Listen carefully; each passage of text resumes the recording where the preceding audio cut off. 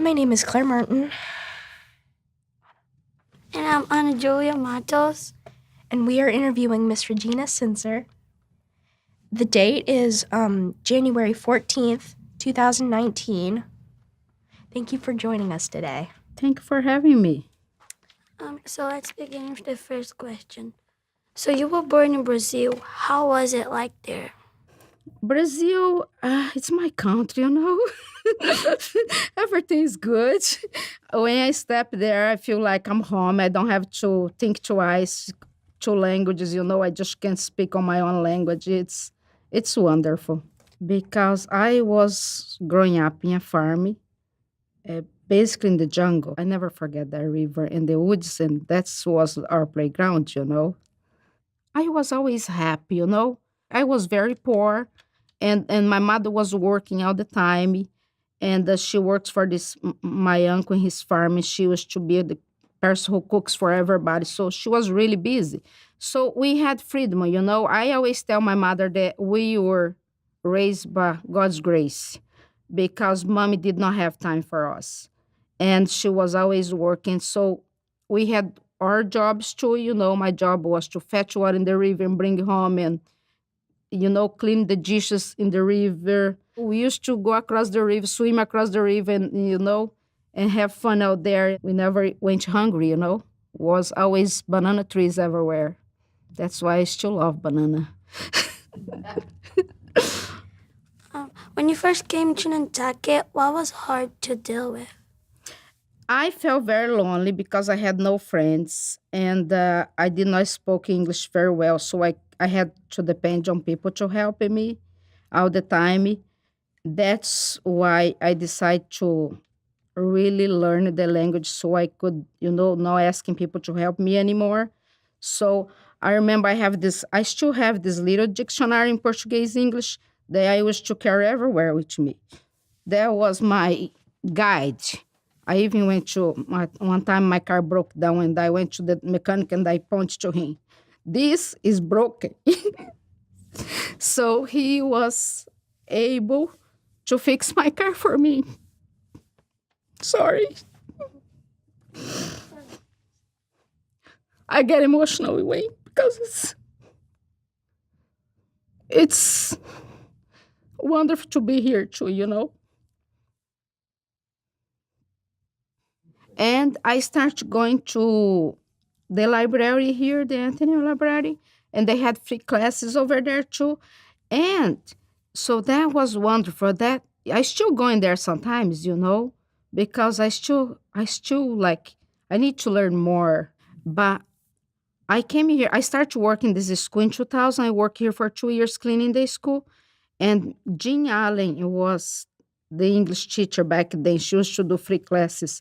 So she was my favorite person, because she's very patient and I still love her. Wherever I go, she knows my name. We talk, we go to the bank, I see her, stop shop, and she's wonderful. And she used to teach English and I used to come and all the middle school teachers, they stay after school when you guys go home. And I came to clean their rooms and they will talk with me and teach me. So I have like tons of people who really help me, through these years. What do you do to help the community?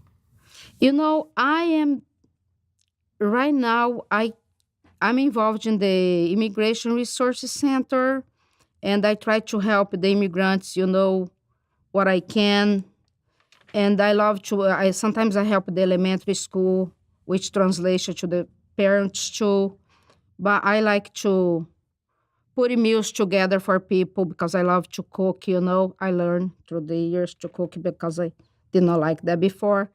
But if it's somebody sick and I know they're sick and if somebody had a baby, I throw like 3 weeks of meal and the whole community pinching, especially my church, Summer Street Church. Uh, we have this wonderful group of members. If you say, oh, somebody's sick, they cannot cook it. We got like 3 weeks of food like every day for this person. So I love to bring people together. So you said that you were building a school in Haiti. What was it like? What is it like? Uh, I'm gonna start so you can understand how I got there, you know? And when I live in Brazil, I never even heard about Haiti. But I believe that God brought me to Nantucket so I could get there. So I think ever, was well planned because when I came to America, I did not plan to stay here. I had a plan set to go back home in 3 years after I worked for 3 years, help my parents. That was my purpose, to help my parents and go back home and go do master degree and keep going to school. But then, I met my husband. Year later, I was married, and my life was kind of upside down. And after the earthquake hit Haiti, 2010, I met this lady from Haiti that was here in Nantucket working for Sue Gentners. She was to be her parents' caregiver. So, and she was from Haiti. And the day she arrived in Haiti, that's the day the earthquake happened, and she ended up with tons of street kids. And she decided to stay there and help these children. And she came back here to do fundraise. Our church helped her. And I fell in love with her because her thing was like education was the basic, and I love education because I think we're so lucky here now. You guys have all this school and these wonderful teachers and everything. But back in other countries, we don't have that. You have to work really hard. So I went back to Eve Rose in 2013. And she invited me to go up in the mountains. I've never been a mountain in my life. And it was not very funny because I have to go up there in a motorcycle. I paid the guy $16 to take me out there. And there was no roads, Haiti. The soil is like our rocks, very rocks. So the motorcycle go bump, bump, bump the whole way through. And I just pray because I don't want to die because I left my husband, 2 kids here. And the cliff was like, I looked down, I couldn't even look. So I had my eyes closed the whole time. And that was very, very scary. But when I got up there, it was so beautiful. And I met these people there waiting for me. And it was no kids. It was just adult people. So my friend said to me, and then I met this guy from Spain. He was there. He had this little group of people studying, and they all learned to read and write because they never went to school in their lives. So he said to me, I don't know what I'm going to do because my wife is not feeling very well and I have to go back to Spain. And I don't know, I don't want this to be finished, but I don't know what to do. And then I said to him, you know what? I can pay $100 for a teacher every month, and he keep teaching these people. And so I took it over for $100. I don't know what I was thinking, But $100 was easy for me. I just come to Nantucket, work and pay for that teacher every month. But then people start coming, more and more. And he had 15 people. And now I have 175 students, and I have to pay 5 teachers. So every month I send $500 to pay these 5 teachers. They spread through the mountains and teach these people. And so 2 years ago, I went back there, and I was able to graduate 15 of them. And they were writing and they were reading. And one of my students is 73 years old.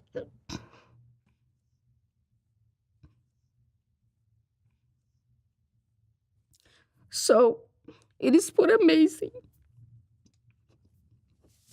It's very important for them because this one lady told me, it's like you give their dignity back. If somebody say, sign here for me, they don't have to put their finger there. They can just, do their name. And that was the most amazing thing when she told me that. So last year, I was able to buy a huge piece of land for $2,000. and I put in my friend Zibby Rose's organization's name, so nobody would take later, you know? So you said that your kids were born in Nantucket. What was it like raising your kids in Nantucket? You know, this I tell everybody, and some people does not like a small town. And I am a small town girl, so you know, I love Nantucket. The day I stepped my foot out of that boat. And it was hard when I came first, but raising kids here is great, you know.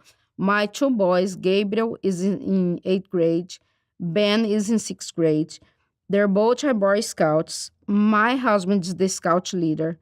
And we do a lot of camping, a lot of fun, a lot of hiking, biking, you know. It's just a fun place to be.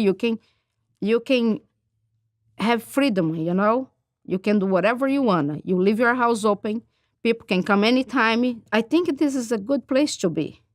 We're very, very blessed to be here. What was your greatest achievement, or is? You know, I think for me, it was helping my parents.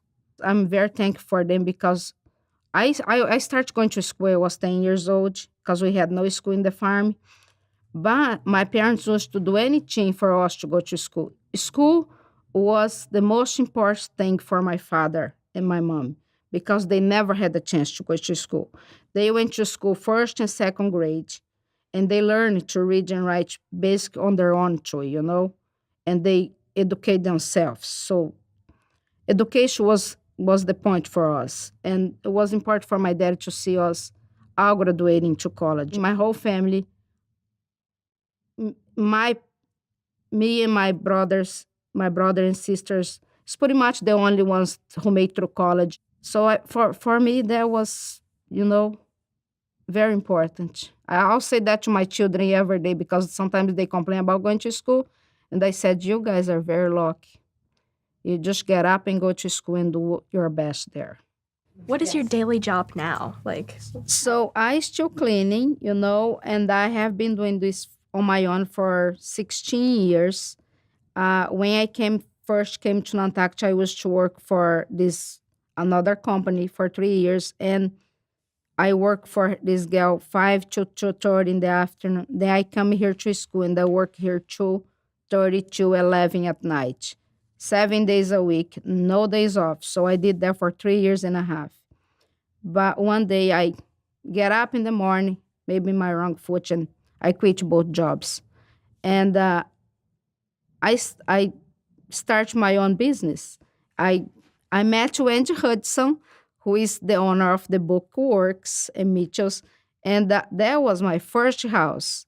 And it is amazing because I worked for her since then. And I saw Owen and Evelyn, you know, Evelyn was 4, Owen was 2.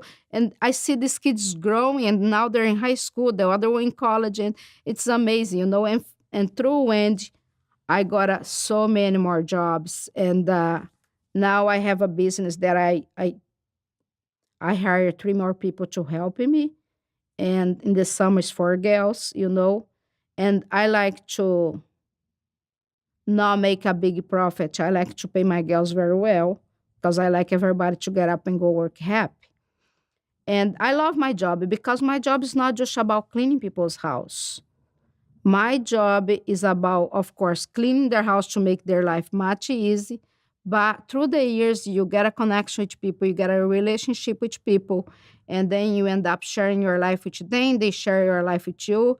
It's just like that's the thing that I love about cleaning. I have clients that we cry together, we laugh together, you know, and it's sharing life with each other.